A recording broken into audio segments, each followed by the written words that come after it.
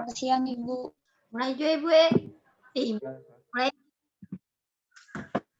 Ya, silakan, Fel. Selamat siang, teman-teman. Kami dari kelompok terakhir ingin mempresentasikan hasil kerja kami, yaitu tentang peralatan hydraulic fracturing.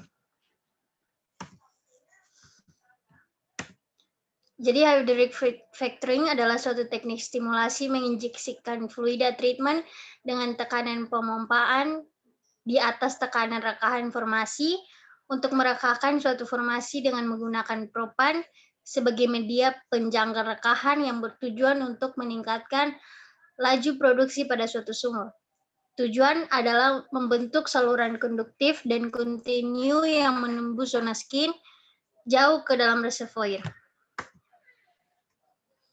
Jadi peralatan hydraulic fracturing itu terbagi atas dua, surface equipment dan subsurface equipment.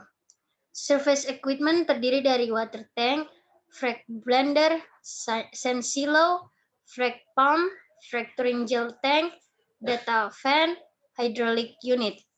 Dan subsurface equipment terdiri dari tubing atau drill pipe dan juga packer. Water tank. Jadi water tank ini fungsinya menampung fluida dasar yang sudah siap digunakan. Bahan dasar yang ada di water tank yaitu besi, kapasitasnya itu 200, 2.500 hingga 500 barrel. Ketentuannya memiliki 3 lubang keluar dengan kemampuan aliran hingga 6 BPM atau BPM per hose. Pada umumnya, pengerjaan stimulasi hydraulic fracturing membutuhkan total muatan tangki sebanyak 1.000 barrel.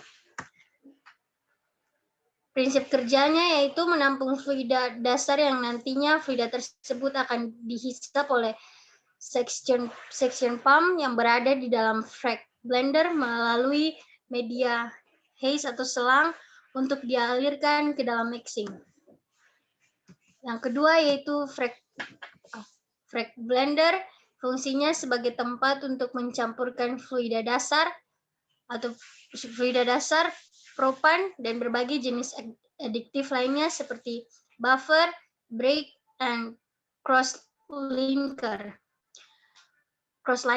Bahan dasarnya itu besi, terdiri dari section pump, flowmeter, hooper, sand crew, liquid additive tank, mixing tub, radioactivity decimeter, discharge pump, and cabin control.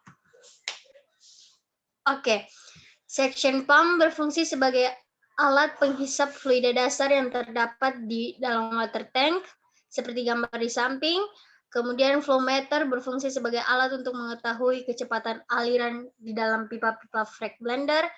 Discharge pump berfungsi sebagai alat untuk mendorong fluida treatment hingga sampai ke frac pump. Hooper berfungsi sebagai tempat penampungan sementara propan sebelum dimasukkan ke dalam mixing tub.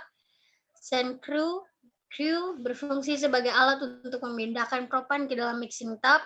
Kemudian mixing tub berfungsi sebagai tempat pencampuran fluida dasar, propan, dan adiktif. Kemudian liquid adiktif berfungsi sebagai tempat penampungan adiktif. Kemudian radioaktif decimeter berfungsi sebagai alat untuk mengetahui tingkat kerapatan dari suatu fluida treatment. Yang selanjutnya adalah control cabin berfungsi untuk mengontrol segala macam bentuk kerja dari peralatan yang terdapat di dalam frac blender. Kemudian sand silo, yaitu fungsinya menampung propan sebelum nantinya akan dicampurkan ke dalam mixing tub. Bahan dasarnya besi, kapasitas dapat menampung sebanyak 40 sak pasir. Ketentuannya dapat digunakan untuk propan dengan jenis dan ukuran yang seragam pada satu unit sand silo. Prinsip kerjanya yaitu menggunakan prinsip gravitasi, di mana pasir akan turun dengan sendirinya dan kemudian masuk ke dalam hooper, lalu akan diangkat dengan menggunakan sand screw untuk masuk ke dalam mixing tub.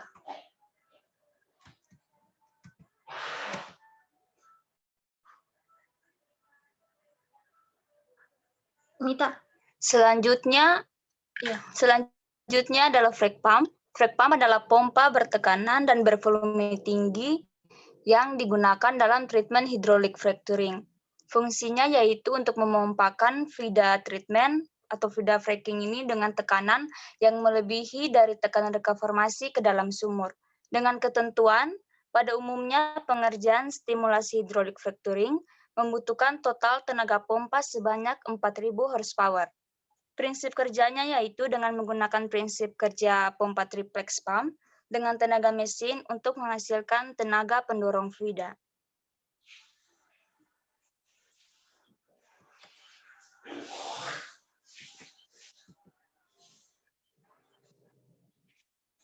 Yang kedua yaitu fracturing gel tank.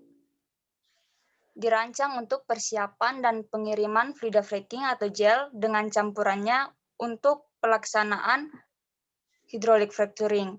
Jadi wadah ini dirancang untuk beroperasi pada kisaran suhu sekitar minus 45 derajat Celcius sampai 60 derajat Celcius. Permukaan bagian dalam wadah ditutup dengan lapisan tahan asam, dan kapasitas wadah ini maksimum adalah 80 meter kubik.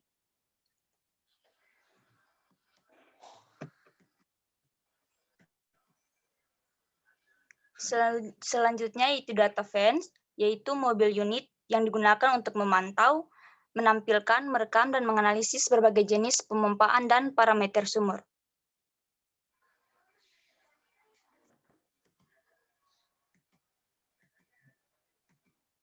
Jadi di dalam truk tadi itu ada monitoring screen, radio control, dan terdapat fracturing software. Jadi di sini akan dilihat data-data dari segala kegiatan hydraulic fracturing yang dilaksanakan.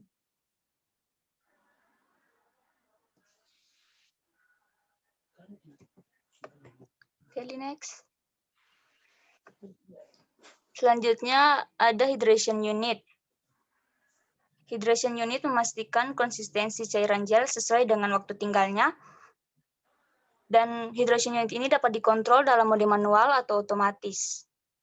Sistem pencampur dan pencampuran yang dikembangkan sendiri dapat mencampur bubuk gel dan air secara lebih efisien. Semua parameter hidrolik dan operasi ditransmisikan ke data fan. Unit ini tersedia dalam desain truk atau skid mount dan memiliki volume tangki yang dapat digunakan hingga 200 bbl. Jadi pada dasarnya kan kita memompa cairan dengan viskositas tertentu dengan tekanan tinggi ke dalam wellbore untuk memecahkan atau merekakan batuan. Nah, di sini itu akan membuat gel atau fluida perekannya itu nanti kan dicampur dengan air, sehingga dengan viskositas tertentu, dia akan dapat membawa propan hingga dapat menahan rekahan tadi.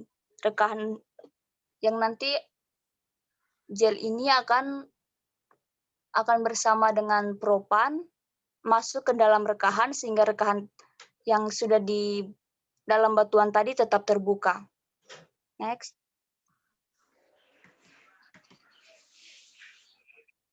Selanjutnya, untuk subsurface equipment ada tubing dan drill pipe. Fungsinya itu yaitu untuk menghantarkan aliran fluida treatment yang telah dipompakan oleh frag pump ke dalam sumur hingga kedalaman yang diinginkan. Untuk ketentuannya yaitu tubing dapat digunakan pada kedalaman lebih dari sama dengan 1.000 meter, sedangkan drill pipe dapat digunakan pada kedalaman kurang dari 1.000 meter. Untuk pemilihannya didasarkan pada berat total yang nantinya akan dihasilkan oleh tubing ataupun drill pipe. Selanjutnya packer. Packer ini mengisolasi area antara lubang sumur atau case hole atau open hole dan tubing atau drill pipe, di mana alat ini berbahan dasar besi dan terdapat rubber atau karet untuk dapat mengisolasi area yang ingin diisolasi. Ketentuannya itu pada umumnya pekerjaan stimulasi hydraulic fracturing menggunakan packer dengan ukuran sesuai dengan casing.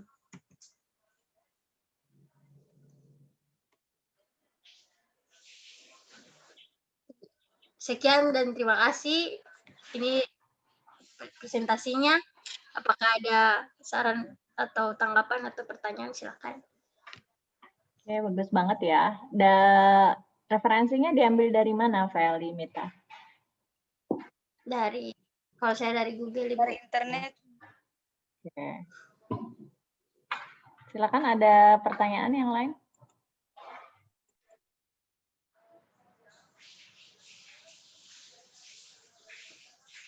Nanti PPT-nya dikirim di grup stimulasi ya. Iya, Ibu. Iya, Ibu. Silakan, ayo. Siapa yang mau tanya?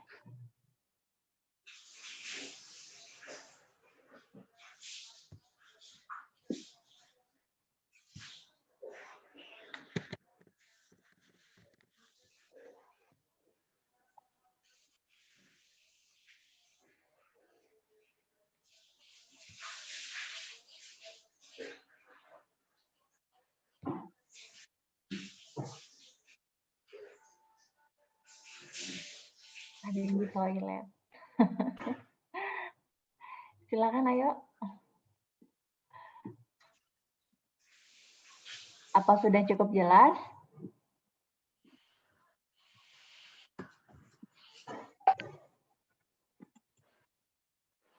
Gimana?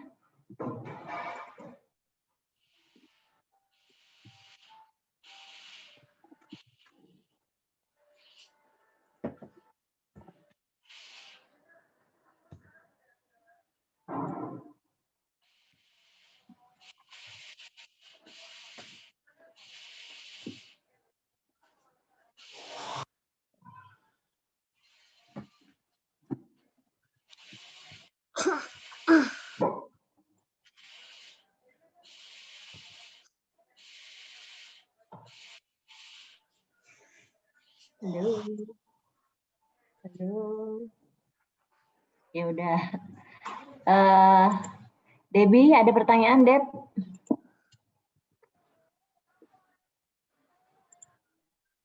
Ada, Ibu. Apa? Mau nanya apa, Deb?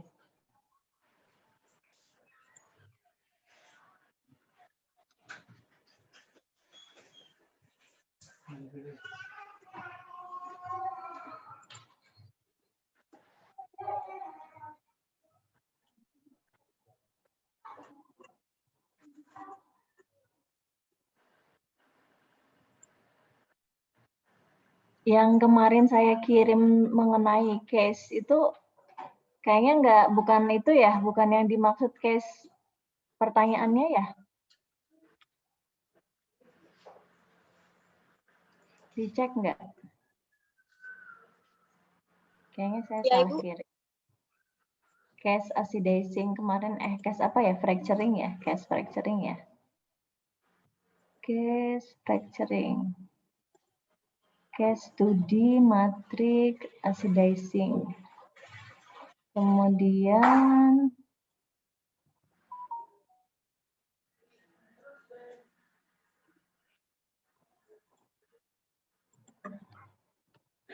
oke, kalau tidak ada pertanyaan, kita tanya aja ya yang Feli dan Mita. Di situ ada dijelaskan peralatan surface dan subsurface. Yang subsurface-nya itu gimana, Vel? Tahu nggak, Vel? Kayaknya baru drill pipe aja ya, Vel ya?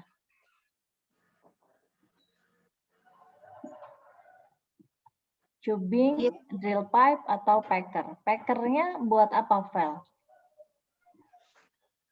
Pengganjal kan, pengganjal, Ibu. Mengganjal di mana? Untuk mengisolasi area, Ibu. Di Nah, antus. yang betul adalah untuk mengisolasi area. Yang mana gambarnya? Ini, Bu. Ini ya. Dia itu Iya, Ibu. nempel dengan satu rangkaian dengan apa nanti dia? Di subsurface-nya satu rangkaian dengan pipe-nya. Ya, drill pipe-nya. Jadi dia dipasang di antara drill pipe-nya. Begitu nanti masuk ke subsurface gitu ya, kemudian packernya itu mengembang, maka misalkan di antara, ada nih, mana videonya ada nggak ya yang dulu ya saya ya? Videonya.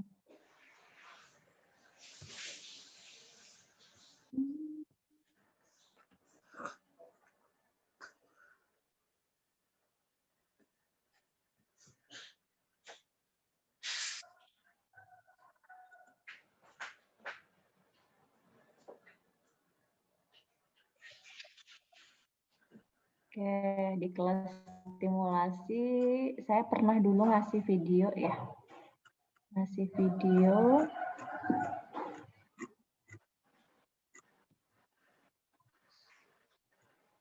Apa nggak ya videonya ya?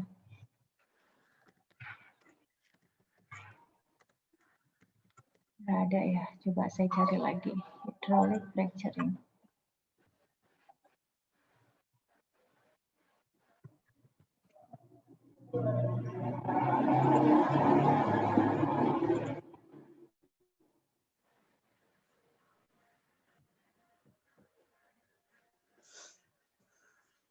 Oke, saya share dulu ya.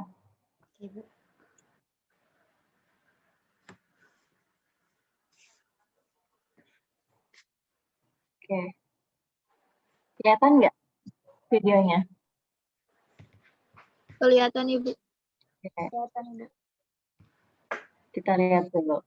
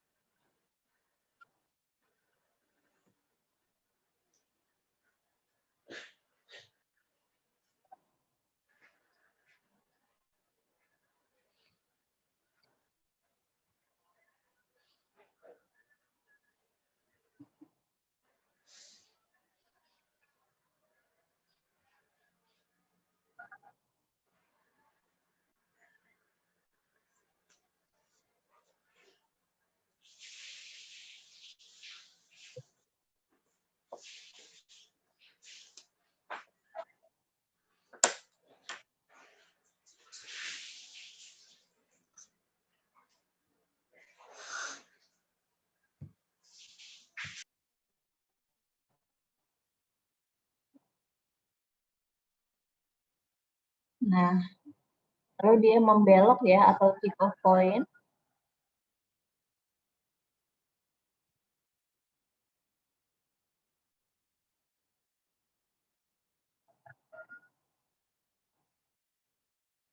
Oke.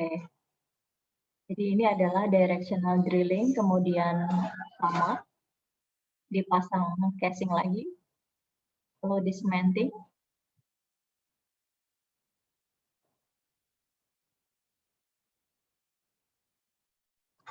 Oke. Lalu di rig up.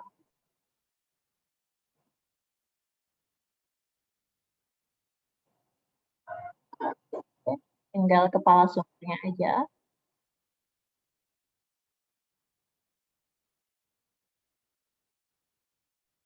Lalu kita perforasi. Ingat.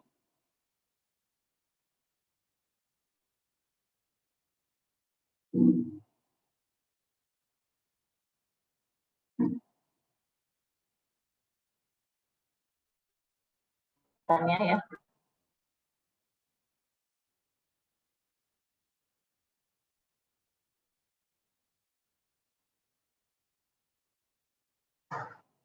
Ini fluid fracturing-nya masuk melalui perforasi, kemudian diganjal oleh propan, lalu fluidanya masuk ke dalam. Nah, ini dia packer. Jadi inilah yang disebut sebagai packer. Jadi packer itu nanti jadi satu rangkaian ya dengan tubing. Ini untuk mengisolasi bagian. Jadi mengisolasi, masih dengar kan suara saya? mengisolasi bagian. Jadi bagian yang pertama, section yang ini yang diperforasi. Kemudian kita lakukan perforasi lagi di section selanjutnya. Oke, lakukan lagi seperti itu. Kita lihat. Jadi di sini adalah packer-packer masing-masing section.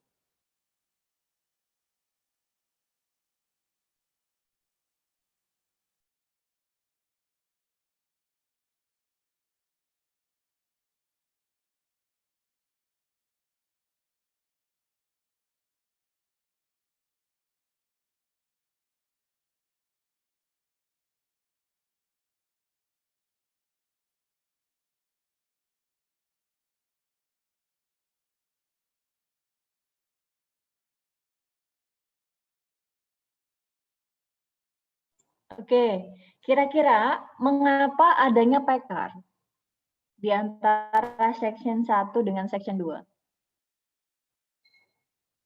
Ada yang bisa jawab?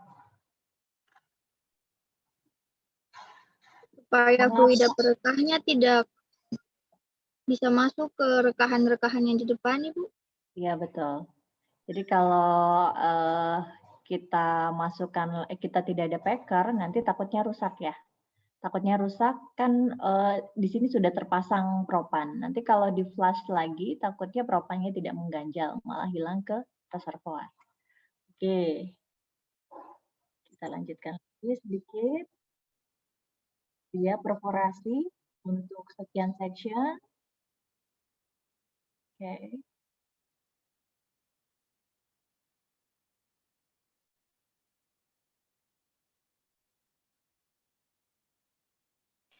Ibu itu biasanya berapa section, Ibu?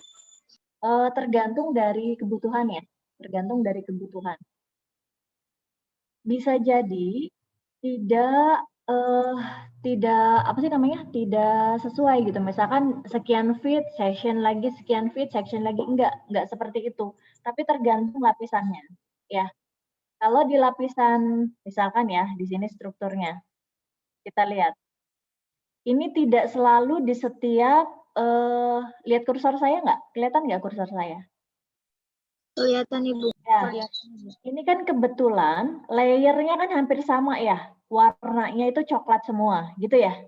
Nah, bisa jadi lapisan di atasnya ini, bisa jadi misalkan ada lapisan aquifernya.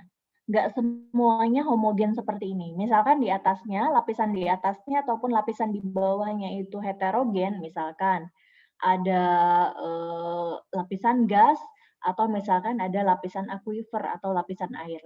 Maka di section ini bisa jadi tidak dilakukan perforasi karena terlalu bahaya.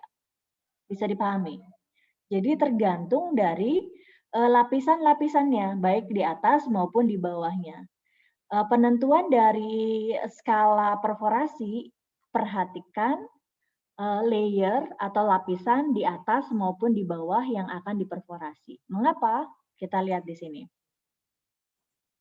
Pada saat kita perforasi, ya, yang bentuknya cabang pohon ini. Nah, kalau di lapisan yang di sininya itu gas ataupun malah air, itu kan berbahaya, gitu ya. Oleh karenanya, bisa jadi kalau ini aman, kebetulan coklat semua, maka dia diperforasi. Kemudian sectionnya juga sama, di sini dibuat, misalkan ada berapa, 1, 2, 3, 4, 5, ada 5 ya, ada 5 perforasi, misalkan panjang perfonya dari 15 feet sampai 20 feet, seperti itu. Gitu ya, jadi nggak selalu ini sama, kebetulan gambarnya kan tuh hampir sama gitu ya. Ini kan hanya penggambaran ideal dari keadaan perforasi di hydraulic fracturing. Setelah dilakukan perforasi, kemudian apa yang dilakukan? Kita ambil lagi gitu ya di packernya. Jadi prinsip kerja packer itu ada yang berdasarkan tekanan gitu ya, ada yang berdasarkan tekanan atau tarikan, Jadi begitu dia ditarik maka dia akan mengembang. Atau karena berdasarkan tension. Jadi kalau dia mempunyai bobot berat tertentu atau packer tersebut mengalami beban sekian ton, maka dia akan merekah gitu ya, atau membuat semacam mengembang.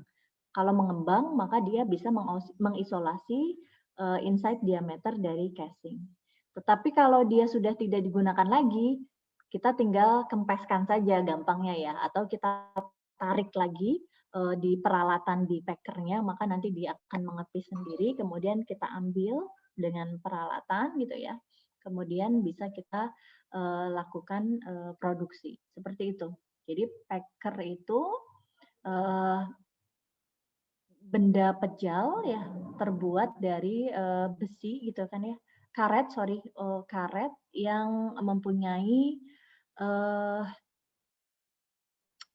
kekuatan yang sangat besar gitu. Jadi dia bisa menahan sekian PSI. Kemudian dia juga bisa mengembang secara sempurna. Prinsip kerja packer mengembang atau menutupnya itu berdasarkan tension atau tekanan, atau juga bisa tarikan gitu ya, seperti payung. Kalau kita mencet payung maka dia akan mengembang. Kalau mengembang otomatis dia membuat isolasi antara ruang satu dengan ruang lainnya.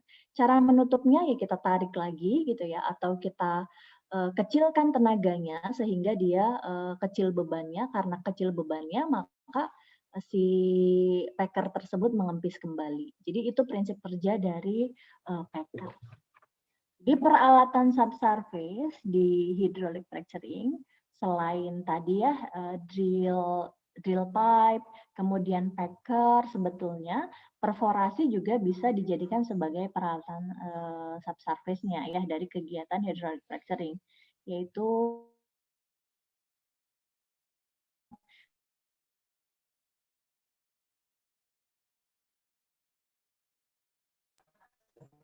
Give me all this. Lucu Rudy. Ibu keluar. Udah masuk.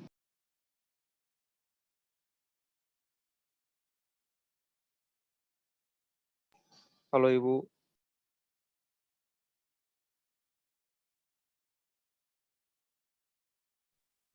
Iya.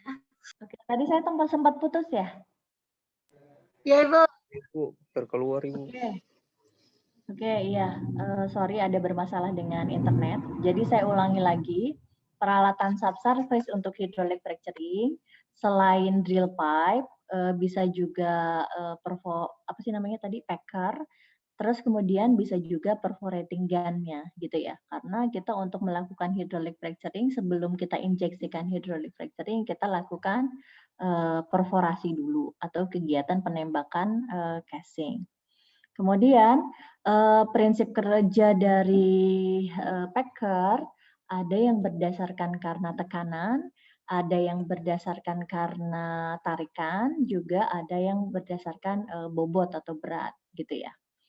Si packer akan mengembang jika dia ditarik ya, seperti atau dibuka gitu ya, seperti kita menyalakan payung ya. Payung tadinya kan lurus, kemudian pada saat kita pencet gagang payung tersebut maka dia akan mengembang. Itu proses prinsip kerja dari packer. Kemudian bagaimana cara menutupnya kembali? Ya kita tarik lagi gitu. Kalau payung kan ya kita tarik dengan cara tarikan, atau kalau prinsip tension atau beban dari packer tersebut kita kurangi. Kalau tekanan dari packer tersebut berkurang, maka si packer akan menguncup kembali. Jadi dia tidak mengembang. Kira-kira seperti itu. Kemudian bahannya terbuat dari apa packer? Macam-macam ya. Ada yang dari biasanya adalah benda pejal, jadi karet pejal yang sangat keras gitu ya. Tapi dia pada saat adanya tension atau yang adanya tarikan, maka dia bisa mengembang. Seperti itu kira-kira untuk peralatan di subsurface.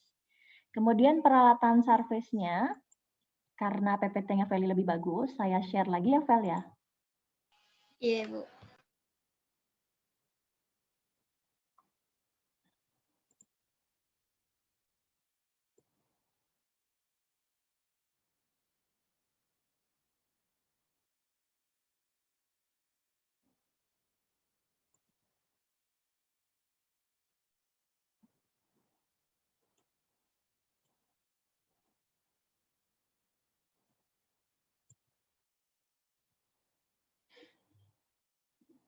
Oke, kita langsung saja ya. Di sini kurang lebih hampir sama ya. Peralatan hydraulic fracturing itu ada yang surface equipment-nya, itu ada water tank. Jadi water tank itu sebetulnya adalah alat untuk menyimpan ya, untuk menyimpan air formasi sebagai media continuous untuk fluid fracturing. Media continuous itu artinya media yang paling banyak gitu ya. Contohnya di sini adalah brine. Jadi biasanya sih jarang ya pakai fresh water. Jadi bukan fresh water, biasanya adalah fluida dasarnya itu brine atau air produksi. Kalau fresh water kan seperti air sungai dan seterusnya ya. Biasanya sih lebih ke brine atau air hasil produksi. Air atau air produksi atau brine tersebut harus ditreatment terlebih dahulu. Jadi air formasi yang untuk dibuang ke lingkungan dan ada yang digunakan untuk hydraulic fracturing atau injeksi gitu ya, itu treatmentnya jauh lebih rigid atau jauh lebih kompleks dibandingkan untuk yang dibuang ke lingkungan. Kalau yang dibuang ke lingkungan paling kita mengikuti aturan Dirjen doang ya, Dirjen Migas atau Dirjen Lingkungan Hidup mengenai tata cara pembuangan air produksi. Biasanya yang dilihat kontennya hanya berapa kandungan minyak gitu ya maksimalnya. Biasanya 25 ppm atau 20 ppm batas maksimalnya. Si air tersebut masih mengandung minyak yang boleh dibuang ke lingkungan. Sedangkan air yang digunakan untuk kegiatan fracturing maupun kegiatan injeksi, ya sumur injeksi, artinya untuk mempertahankan tekanan reservoir, itu jauh lebih rigid dibandingkan yang untuk dibuang. Apa saja yang perlu diperhatikan? Yang pertama adalah compatibility-nya. Jadi air yang akan diinjeksikan ke dalam reservoir itu harus dicek compatibility-nya. Compatibility itu apa sih Bu? Jadi gini, dia itu mengandung ion-ion yang bisa menyebabkan scaling enggak? Contohnya magnesiumnya itu berapa persen atau berapa ppm, kemudian Cl-nya berapa ppm, bariumnya berapa ppm, SO4-nya berapa ppm, itu harus diperhatikan. Karena kalau tidak diperhatikan bisa terjadi scaling. Contohnya misalkan CaCO3 ya. Bisa juga NaCl, garam. Bisa juga misalkan kalau apa sih namanya? Unsur Mg gitu ya, MgCl, jadi Mg ketemu Cl, kemudian juga BaSO4 gitu ya, itu juga bisa merupakan suatu partikel, suatu apa sih namanya kristal gitu ya, kristal-kristal atau butir-butir atau juga bisa disebut sebagai scale atau endapan. Nah, oleh karenanya air yang sudah kita treatment, air produksi yang sudah kita treatment, dia butuh water tank gitu ya. Ini bahan dasarnya tuh bahan dasar pembuat water tank kah, Feli? Besi itu ya? Fel? Iya, Ibu. Ya, ini besi tuh tangkinya ya, Fel ya? Iya. Bahan dasar tangkinya. Jadi bisa sebetulnya sama ya. Kadang ada pakai mobil-mobil kayak penampung BBM gitu ya, atau penampung air. Bisa juga menjadi truk-truk atau yang mempunyai badan truknya itu berupa tangki gitu ya. Kemudian kapasitasnya ini tidak strict seperti ini ya, 200 sampai 250 hingga 500 barrel. Enggak seperti ini juga. Jadi kadang-kadang ada tangkinya berupa kompartemen yang besar gitu ya, kompartemen-kompartemen yang besar. Bisa juga tidak hanya dari besi sebetulnya, bisa jadi dari plastik atau yang sangat keras gitu ya, plastik atau kayak drum-drum gitu ya. Drum ataupun dia semacam apa sih namanya tuh kalau kayak tangki penampung air itu ya, semacam itulah. Kan tidak hanya dari besi, tapi dari fiber atau dari plastik. Kemudian di sini ketentuannya memiliki 3 lubang keluar alirannya ini apa nih 6 barrel per menit atau per apa nih per hose apa nih Feli?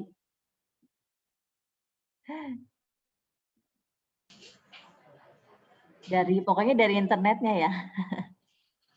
Ya, Bu. Enggak ya. Jadi sebetulnya tidak ada klasifikasi ya, ini memiliki ketentuan 3 lubang keluar itu enggak fail. Yang penting dia ada input dan outputnya gitu ya, minimal itu.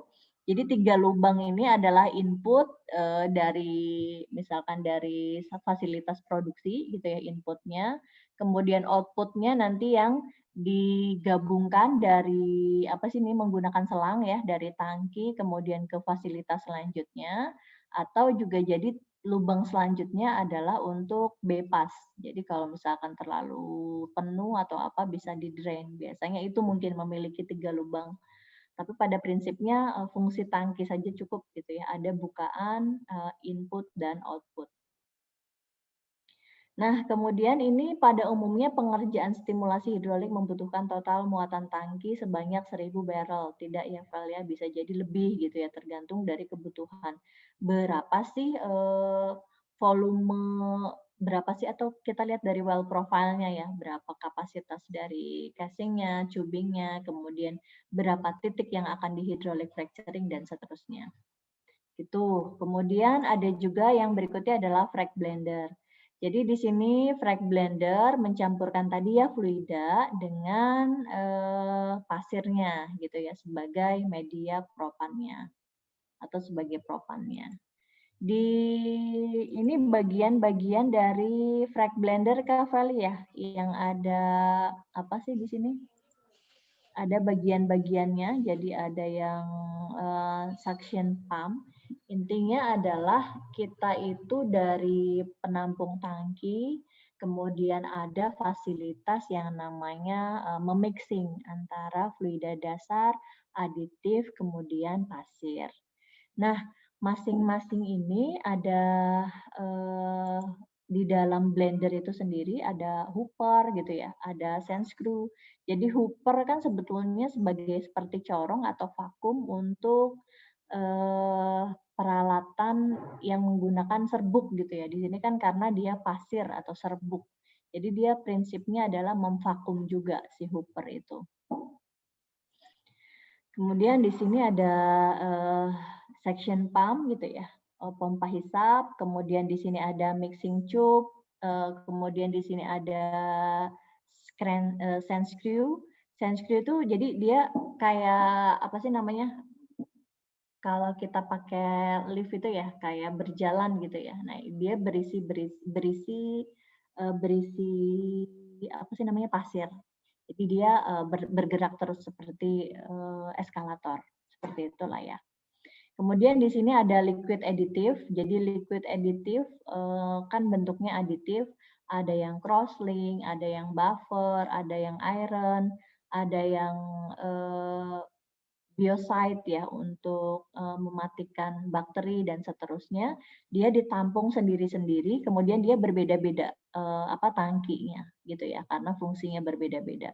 Nanti tinggal dia berapa persen gitu ya yang dilakukan dalam setiap pencampuran. Bagaimana cara menghitung, kan beda-beda nih buffernya, dia hanya butuh berapa ppm dan seterusnya. Nah ini biasanya dilihat dari bukaan itunya ya, bukaan kerannya atau tetesannya. Setiap 1 liter atau setiap 1 barel dia butuh berapa ppm untuk masing-masing aditif tersebut. Jadi dia di settingnya di bukaannya, bukaan kerannya dari setiap aditif tersebut. Kemudian ini dia ditambahkan radioaktif densimeter ya, densimeter. Jadi dia untuk mengetahui apa katanya tingkat kerapatan dari suatu fluida treatment. Jadi untuk mengetahui hasil dari mixing kita itu baik apa enggak gitu ya. Ada juga yang disebut sebagai radioaktif densimeter. Jadi dalam mixing tadi, dalam mixing aditif ada bahan radioaktif gitu ya, bahan radioaktif sehingga kita bisa melakukan analisa sampai seberapa jauh juga gitu ya. Sampai seberapa jauh juga si fluida itu masuk ke dalam reservoir itu bisa kita cek juga ya dengan menambahkan unsur-unsur radioaktifnya. Kemudian kita juga ada di sini control cabin. Jadi segala macam kegiatan hydraulic fracturing itu sebetulnya ada dimonitor di control room gitu ya, di control room. Bagaimana laju fluidanya, kemudian bagaimana kinerja pompanya, bagaimana kinerja dari blendernya, seperti itu. Jadi biasanya di sini ada panel-panel ya. Panel-panelnya disesuaikan gitu ya, disesuaikan. Misalkan dia ada warningnya kalau tekanannya sekian, pompanya, horsepower-nya, kemudian dia laju fluidanya itu berapa barrel per menit dan seterusnya. Itu ada semua termonitor di ruang panel. Kalau Sensilo ini tentang pasir tadi ya. Jadi di sini ada Sensilo. Biasanya ini nanti dihubungkan ke frac blender ya. Jadi Sensilo itu sendiri nanti akan dicampur ke dalam mixing. Bentuknya sama seperti corong ya, Sensilo ya. Untuk nanti digabungkan atau dihubungkan ke frac blender. Di sini ada frac pump. Jadi frac pump yaitu memompakan fluida treatment dengan tekanan yang melebihi tekanan reka formasinya. Di sini ada macamnya ya, ada yang GD itu merek saja atau merek dagangnya, horsepower-nya adalah 3000 bhp dan seterusnya. Jadi dari mana kita tentukan berapa kekuatan pompanya? Kemarin ya, kekuatan pompa di atasan tekanan reka, kita lihat dulu batuannya itu bentuknya apa, jenisnya apa, batuan formasinya itu jenisnya apa, kekerasannya berapa, kemudian nanti ada berapa sih tekanan inisial yang harus diaplikasikan ke dalam reservoir sesuai dengan perhitungan. Kemudian kita pilih pompa mana yang paling optimal gitu ya. Jadi dia harus memiliki kekuatan di atas kebutuhannya. Kemudian di sini ada fracturing gel tank gitu ya. Ini jadi fluida fracturing yang sudah di mixing tadi gitu ya. Di mixing tadi kalau tidak memungkinkan areanya untuk di set seluruh peralatan, bisa saja dia itu dirancang untuk persiapan pengiriman. Jadi misalkan dari frac blender, kemudian kan nanti ada hasilnya ya antara fluida dengan pasir. Nah, kalau misalkan di lokasi tersebut sempit gitu ya, tidak ada tangki yang bisa menampung fracturing fluid tadi atau gabungan antara air dan pasir gitu ya dengan konsistensi tertentu atau dengan viskositas tertentu, bisa jadi ada semacam tangki yang khusus gitu ya. Jadi tangki khusus bisa ditarik ini dengan mobil. Jadi tangki khususnya ini mempunyai suhu juga gitu ya, mempunyai suhu 45 sampai kurang lebih 60 derajat Celcius agar apa? Agar fluida fracturing yang hasil mixing tersebut tetap viskositasnya. Kalau dia viskositasnya itu turun, bisa jadi rusak gitu ya, atau viskositasnya terlalu tinggi di luar, temperaturnya terlalu tinggi, maka dia takutnya bisa cair kembali atau bisa encer kembali. Oleh karenanya wadah juga dirancang untuk mempunyai tekanan dan temperatur tertentu. Seperti itu kira-kira yang namanya fracturing gel tank. Di sini adalah mobile unit, biasanya kabin tadi ya, kabin control cabin biasanya juga termasuk di dalam mobil ini, mobile data acquisition and control unit. Jadi karena kegiatan hydraulic fracturing itu tidak setiap saat gitu ya, oleh karenanya segala macam peralatan hydraulic fracturing itu biasanya mobile ya, atau bisa dipindah-pindah seperti itu. Nah, untuk kegiatan hydraulic fracturing juga tidak kalah penting kita itu untuk memobilisasi peralatan hydraulic fracturing. Jadi berapa lama mobilisasi dari punyanya service company ke lapangannya gitu ya. Kita cek juga lapangannya ada di mana, seperti itu. Apalagi kegiatan hydraulic fracturing yang di offshore. Itu di Indonesia malah belum ada kali ya, atau belum pernah. Karena mobilisasinya aja lama, jauh gitu ya, dan seterusnya. Jadi kebayang lebih mahalnya. Di sini data fund sama tadi ya cabin unit juga hampir sama. Pada prinsipnya adalah untuk memonitoring seluruh kegiatan fracturing. Kemudian data-data yang didapatnya bisa data pressure, ya enggak, tekanan dari pompa, kemudian rate-nya, fluidanya berapa rate-nya, kemudian densitasnya berapa sih dari fluida fracturing tersebut, masih termonitor di control room atau control cabin. Di sini ada hydration unit. Jadi apa di sini hydration unit?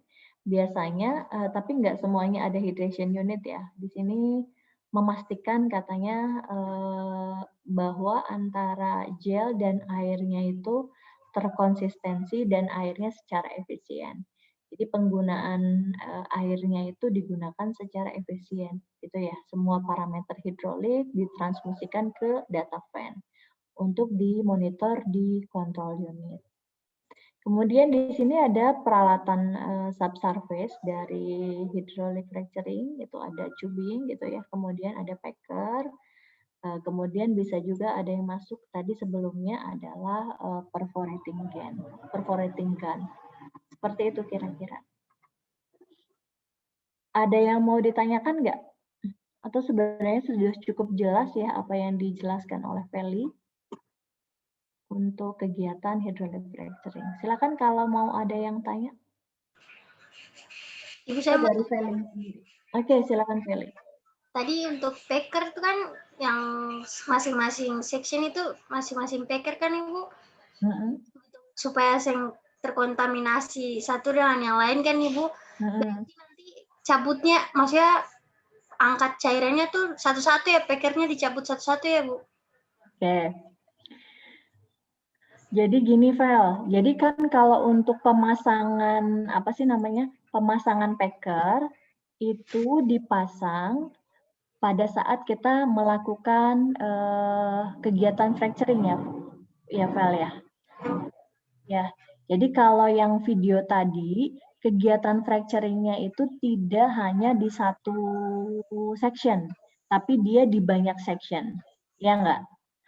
Satu di banyak section. Jadi yang pertama, section pertama kita lakukan perforasi, kemudian kita lakukan fracturing, ya, injeksi fluida untuk merekahkan. Nah, kemudian dia itu belum diproduksikan, Vel. Ya enggak? Masih terpacker. Nah, kemudian masih dipacker kan ya, Vel ya? Kemudian habis itu kita maju lagi gitu ya si perforating gun-nya untuk section selanjutnya di sebelah kiri kalau horizontal.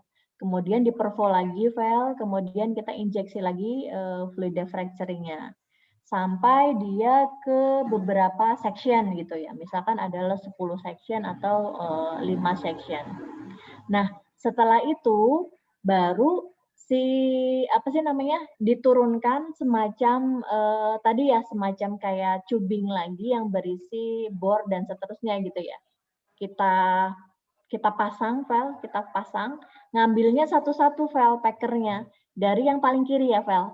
Ngambil dulu, cabut, itu yang namanya istilahnya fishing mungkin, Vel, ya mancing gitu ya.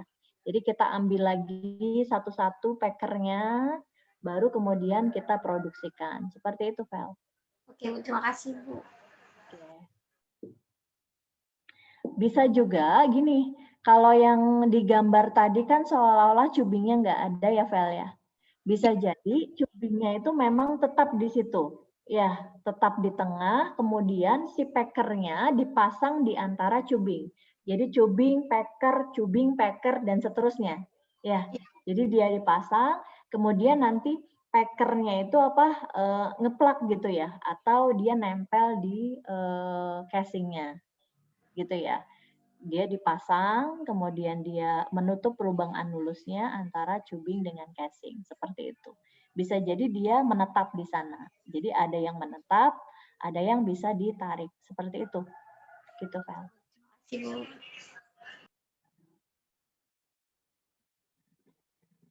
Ada pertanyaan lain?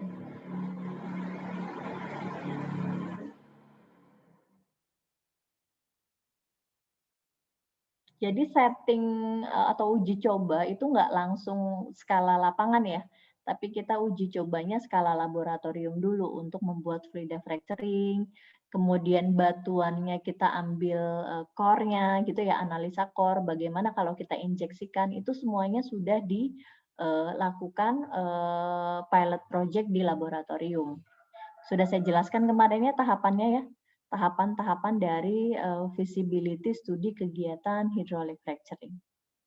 Jadi jangan sampai kegiatan fracturing ini malah buang-buang uang gitu ya. Seperti itu.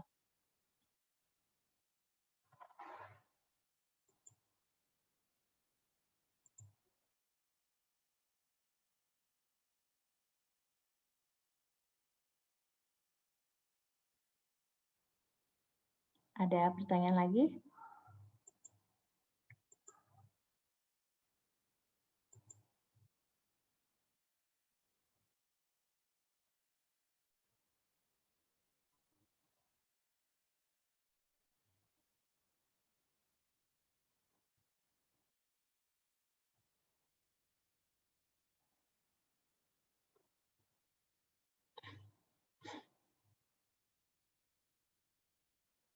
Oke, pertanyaan terakhir adalah bagaimana kita caranya mengevaluasi kegiatan hydraulic fracturing ini berhasil atau tidak?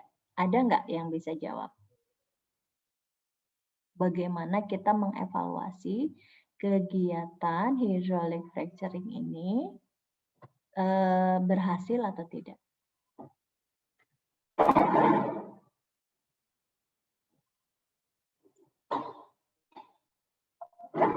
Ada yang bisa jawab?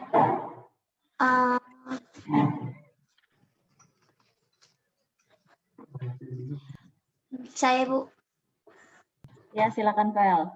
Secara umum ukuran keberhasilan suatu proyek stimulasi adalah berhubungan dengan indeks produktivitas sumur, Ibu.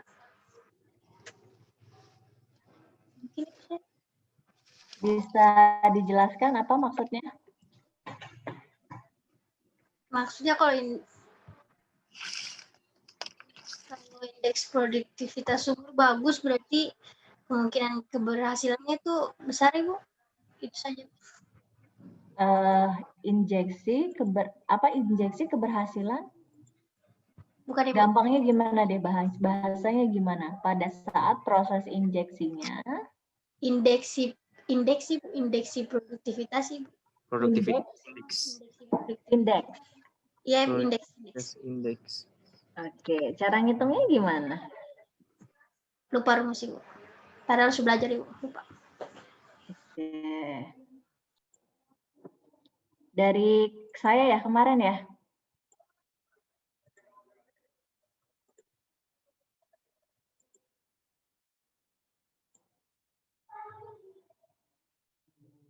Oke, ada lagi yang lain?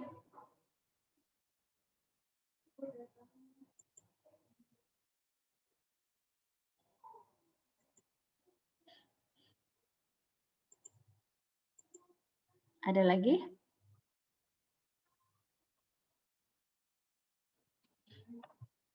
Evaluasi kegiatan hydraulic fracturing bisa dikatakan berhasil atau tidak itu seperti apa? Itu pertanyaannya. Bisa pada saat proses hydraulic fracturing atau setelah kegiatan hydraulic fracturing.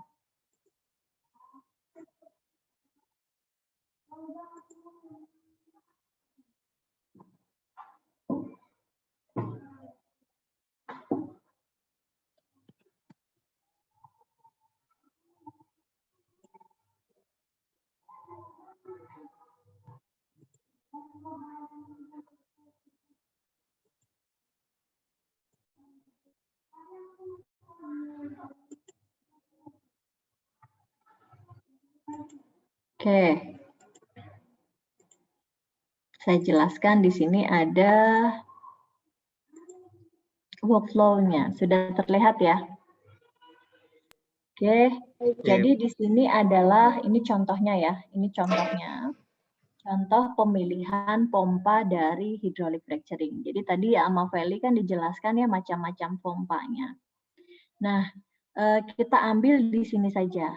Di economical-nya. Economical bisa jadi evaluasi hydraulic fracturing itu bisa menggunakan cara keekonomian untuk menghasilkan setelah kegiatan fracturing. Kita lihat secara keekonomian. Oke.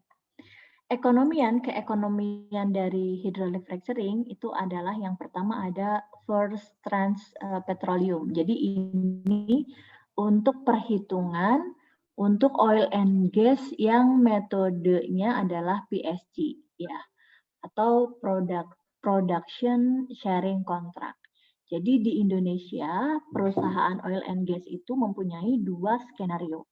Ada yang menggunakan skema PSG atau production sharing contract, ada yang menggunakan skema gross split. Ya, ada dua itu. Skema PSC atau production sharing contract adalah kegiatan produksinya itu dibiayai oleh gitu ya, pemerintah dan perusahaan. Gitu. Jadi dibagi dua gitu ya. Kemudian nanti hasilnya juga dibagi dua. Sedangkan kalau skema gross split, seluruh biayanya itu dipunyai atau harus dimiliki oleh perusahaan oil and gas. Kemudian perbandingannya atau pembagiannya itu berdasarkan hasil penjualan saja gitu ya. Itu yang skema gross split. Jadi ada dua ya skenario pembiayaan perusahaan oil and gas di Indonesia. Yang pertama adalah PSC atau Production Sharing Contract dan yang kedua adalah gross split. Jadi teman-teman yang menggunakan skripsi hydraulic fracturing nanti biasanya ada data gitu ya. Berapa sih fluida fracturing-nya per barrelnya itu berapa dolar gitu ya.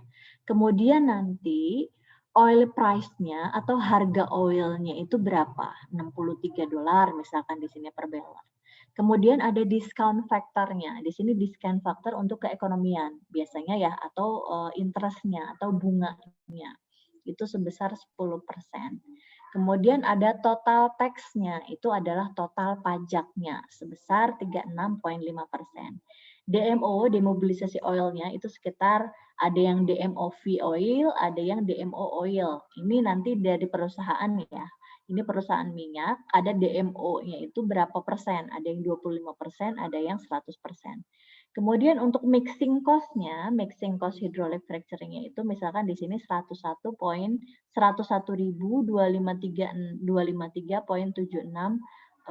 dolar gitu ya. Kemudian kontrak net share oil-nya, jadi perusahaan ini mendapatkan 40%. Jadi 40% untuk perusahaan, nanti 60% untuk pemerintah Republik Indonesia. Kemudian FTP-nya, jadi kegiatan FTP-nya atau di sini First Trans Petroleum itu sebelum dibagi, sebelum duit itu dibagi, perusahaan itu ngambil 20% dulu gitu ya. Kemudian dari 80% itu baru dibagi antara pemerintah dan perusahaan. 40% buat perusahaan berarti ya. Kemudian 60%-nya buat si pemerintah. Seperti itu kira-kira. Jadi pembagiannya. Jadi berdasarkan economic data, laba atau hasil apa namanya? Hasil produksinya berapa before and after hydraulic fracturing. Di sini ada nggak ya before and after hydraulic fracturing? Ini aja misalkan ada data ya. Kita lihat nih. Kita lihat di sini ada economic parameternya, ada net present value. Di sini aku lagi adan ya, sebentar dulu ya. Saya berhenti. Ya, Ibu.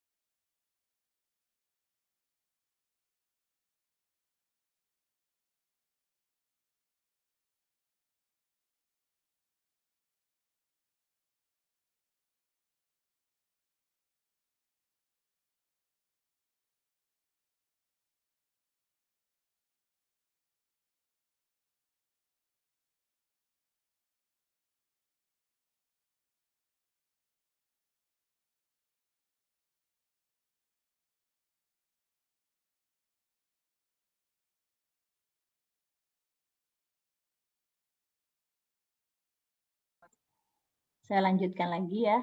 Di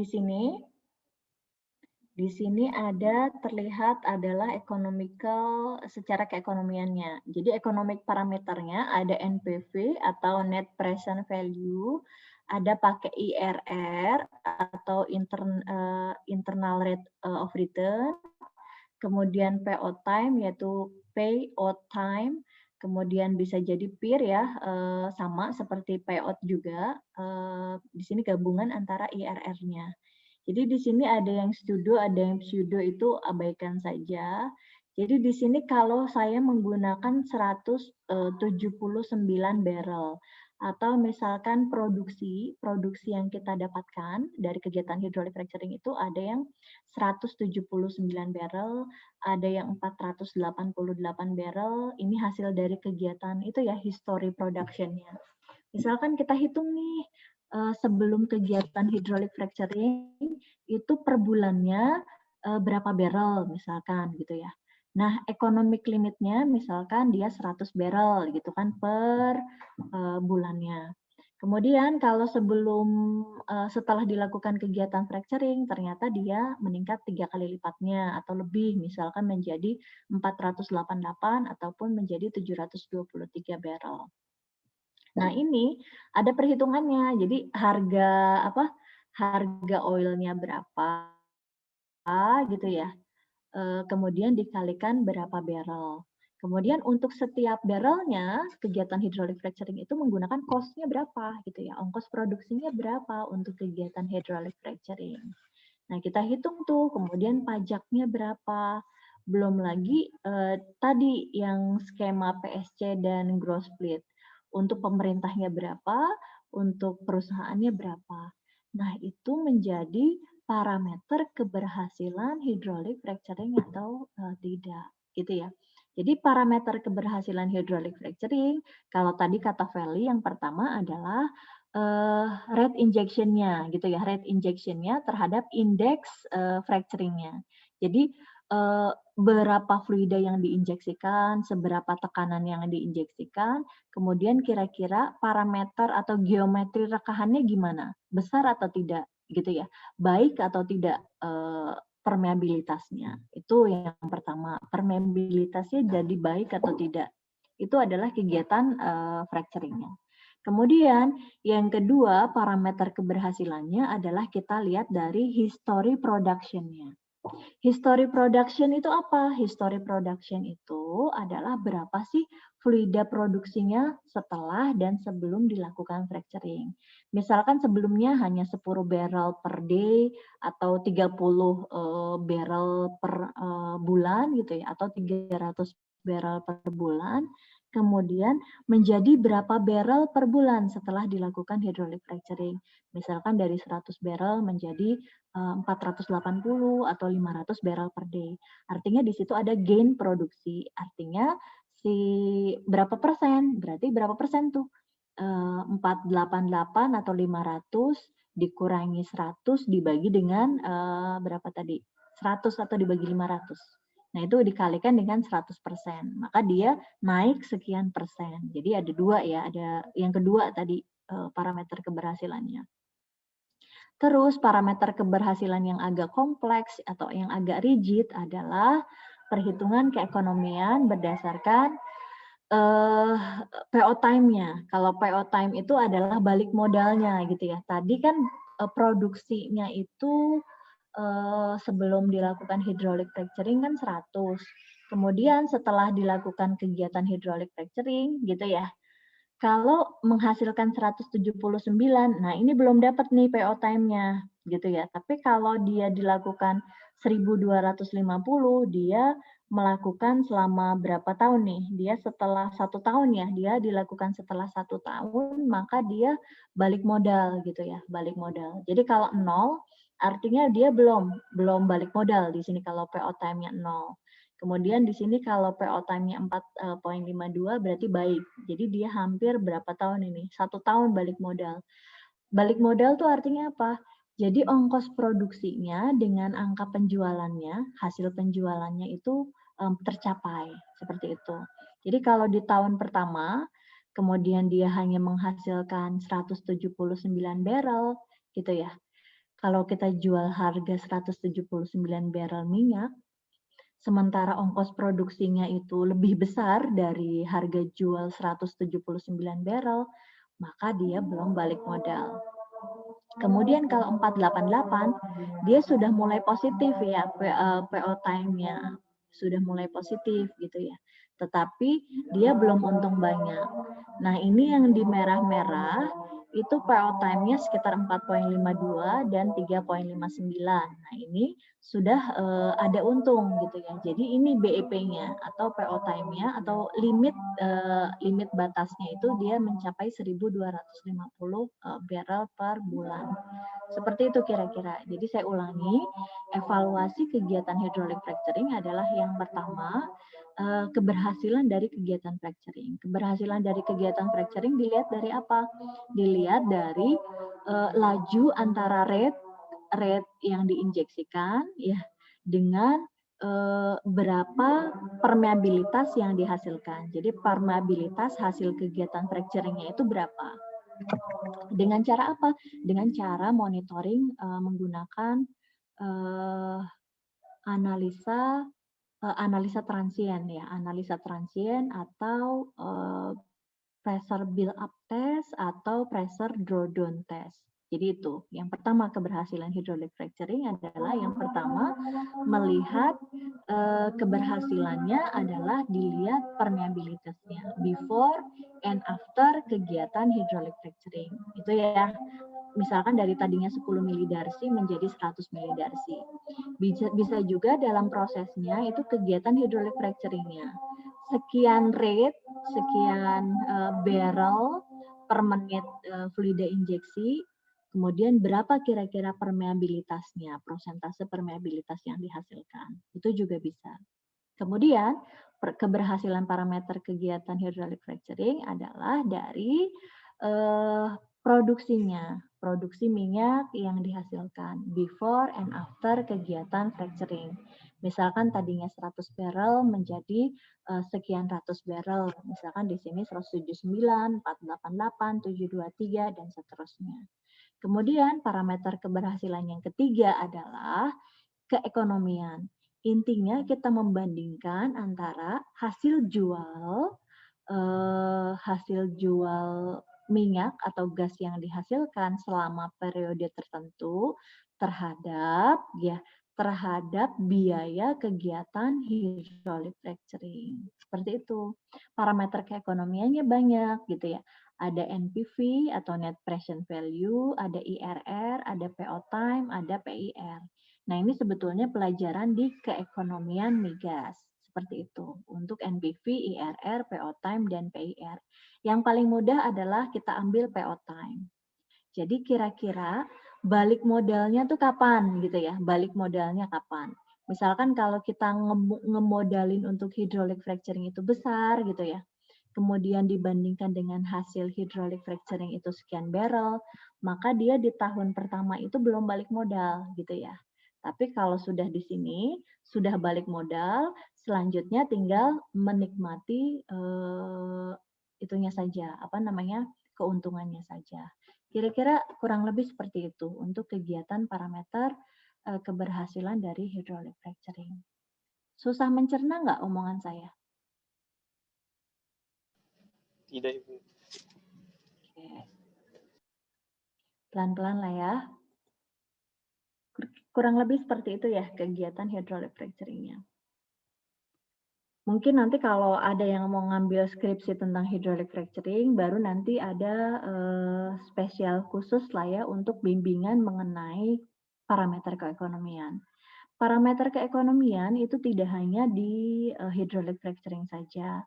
Misalkan kalian mau ngambil kegiatan skripsinya atau topik skripsinya adalah misalkan optimalisasi atau evaluasi pompa gitu ya, pompa atau artificial lift yang digunakan di sumur. Nah, biasanya itu kaitannya dengan keekonomian. Kalau kita misalkan mau ngitung ganti pompa gitu ya, dan seterusnya itu kira-kira balik modalnya berapa sih gitu ya. Caranya gimana? Misalkan kalau kita kita masang pompa, biayanya adalah sekian dolar gitu kan. Kemudian dengan pemasangan pompa yang baru ini, yang tadinya produksi minyaknya itu cuma 50 barrel per day, itu bisa naik menjadi 100 barrel per day. Nah, PO time-nya tinggal dibandingkan saja gitu ya, ongkos biaya untuk pompanya berapa, pemasangannya berapa dolar, kemudian gain produksinya atau selisih produksinya sebelum pompa baru dan setelah pompa baru. Setelah pompa baru, misalkan minyak yang dihasilkan tadi 200 barrel, tinggal dikalikan harga minyaknya. Tapi kalau pakai pompa lama, misalkan cuma 50 barrel, dikalikan berapa harga minyaknya, gitu ya, itu menjadi parameter keekonomian atau parameter keberhasilan. Jadi kalau di tingkat 4, itu evaluasi peralatan atau evaluasi metode atau proses. Nah, evaluasinya, endingnya adalah biasanya dimasukkan unsur keekonomian, gitu ya. Bisa PO time atau balik modalnya kapan, atau dalam istilah lain BEP, break even point-nya. Jadi membandingkan antara ongkos produksi dengan apa yang dihasilkan. Itu intinya kegiatan dari hydraulic fracturing ataupun kegiatan lain dalam industri perminyakan, UUD ya, ujung-ujungnya adalah duit. Oleh karenanya kadang di lapangan itu tidak ideal secara teknis. Jadi kalau idealnya nih harus pakai hydraulic fracturing nih, habis itu propangnya harusnya yang sintetik atau yang keras dan seterusnya, tetapi nggak masuk di keekonomiannya. Maka dia akan diturunin apa sih namanya grade-grade-nya atau kualitasnya. Seperti itu.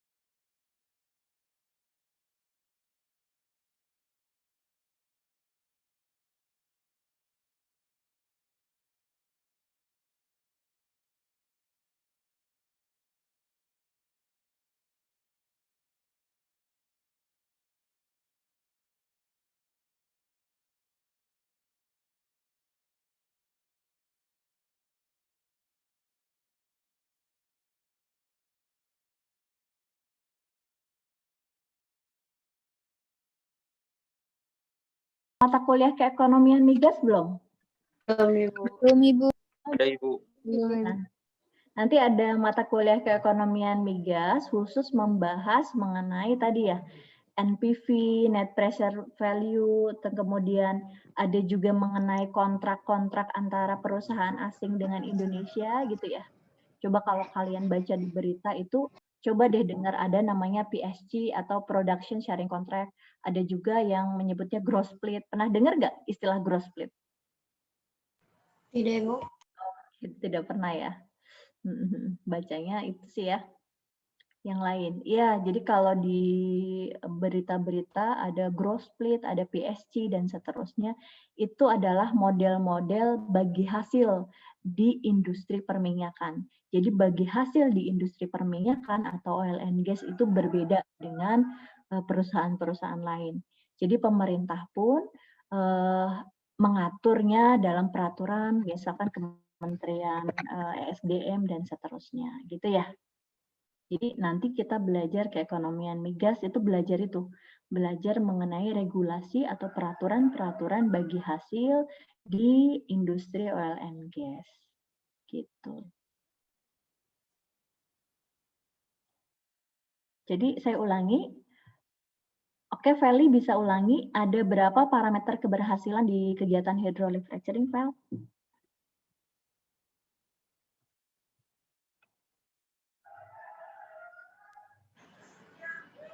8.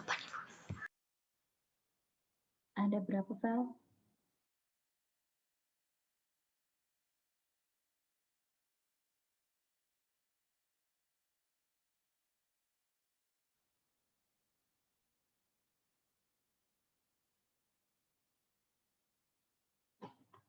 Atau ada yang bisa jawab apa saja yang saya sebutkan barusan ke evaluasi hydraulic fracturing itu? Yang tadi ada 3, Ibu. Oke, silakan. Apa yang Dilihat yang tadi Fili bilang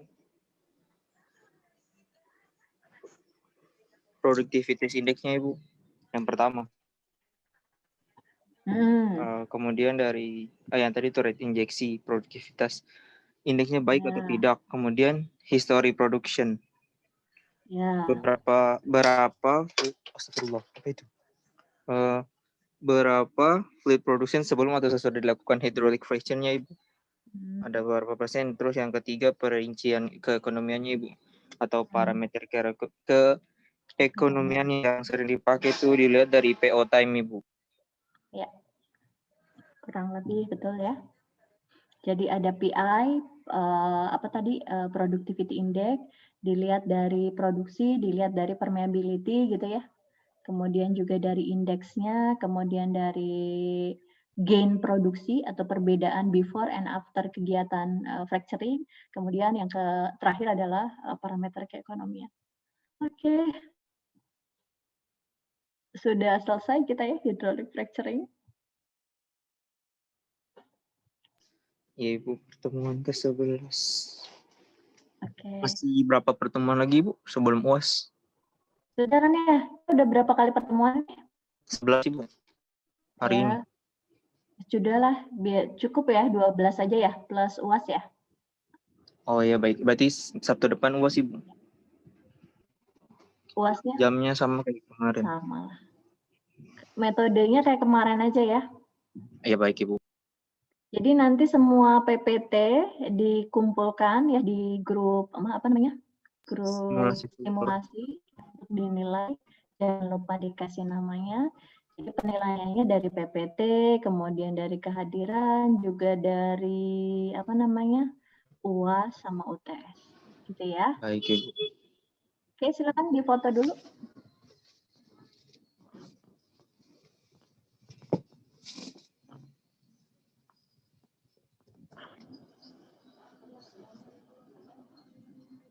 Ides nanti screenshot. Hadir semua ya? Debbie Fitri, oke. Sandy yang tidak hadir, Ibu. Oh iya, Sandy kenapa kemarin rusak?